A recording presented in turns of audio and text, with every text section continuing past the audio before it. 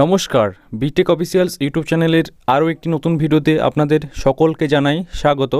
বন্ধুরা, আপনারা যারা পশ্চিমবঙ্গের স্থায়ী বাসিন্দা এবং বর্তমানে সিভিক পুলিশে কর্মরত, তাদের উদ্দেশ্যে আমার আজকের এই ভিডিও। বন্ধুরা, আপনাদের কিন্তু সিভিক পুলিশ থেকে পদোন্নতি হতে চলেছে জুনিয়র কনস্টেবলে। সেই নিয়েই একটি ডিপার্টমেন্টাল বিজ্ঞপ্তি দেওয়া হয়েছে, মানে একটি মিটিং ডাকা হয়েছে। তো আপনাদের জন্য খুবই খুশির খবর। এই খুশির খবর একদিকে আনন্দদায়ক হলেও আর একদিকে কিন্তু সমস্যা তৈরি হয়েছে। কি সেই সমস্যা, চলুন সম্পূর্ণ ভিডিওতে আলোচনা করা যাক। তবে তার আগে জানিয়ে রাখি, আপনারা যারা আমার চ্যানেলটি সাবস্ক্রাইব করেননি, অতি অবশ্যই সাবস্ক্রাইব করে রাখবেন এবং নিত্য নতুন আপডেট খবর সরাসরি দেখতে পাবেন। বিজ্ঞপ্তিটি দেওয়া হয়েছে সিভিক ভলেন্টিয়ার এবং ভিলেজ পুলিশদের জন্য। আপনাদের কিন্তু সিভিক পুলিশ থেকে জুনিয়র কনস্টেবলে পদোন্নতি করার জন্য কিন্তু চিন্তাভাবনা নিয়েছে পশ্চিমবঙ্গ সরকার। বর্তমান পেপারে কি বেরিয়েছে সেটাকে দেখে নেব, তারপর এই নোটিশটি নিয়ে বিস্তারিত আলোচনা করব। বর্তমান পত্রিকা 22শে ফেব্রুয়ারি 2024।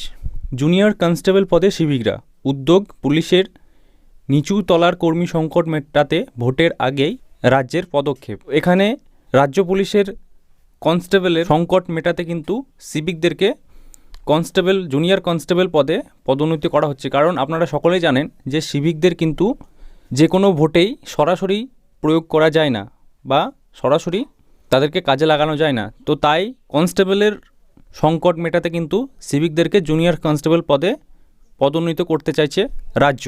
সিভিক থেকে জুনিয়র কনস্টেবল পদে পদোন্নীত করার জন্য বেশ কিছু টার্মস অ্যান্ড কন্ডিশন রয়েছে, যেগুলি কিন্তু বেশিরভাগ সিভিকের ক্ষেত্রেই প্রযোজ্য করা যাবে না। যেমন বেশ কিছু সিভিকের বয়স কিন্তু 30 পার করে গেছে, সেক্ষেত্রেও ডিপার্টমেন্টকে নজর দিতে হচ্ছে। এবং বেশ কিছু সিভিক পুরুষ এবং মহিলা যারা আছেন ভলেন্টিয়ার, তাদের উচ্চতা পশ্চিমবঙ্গ পুলিশের রিক্রুটমেন্ট নথি অনুযায়ী কিন্তু আসছে না। সেই নিয়ে ডিপার্টমেন্ট কিন্তু অনেকটাই চিন্তিত।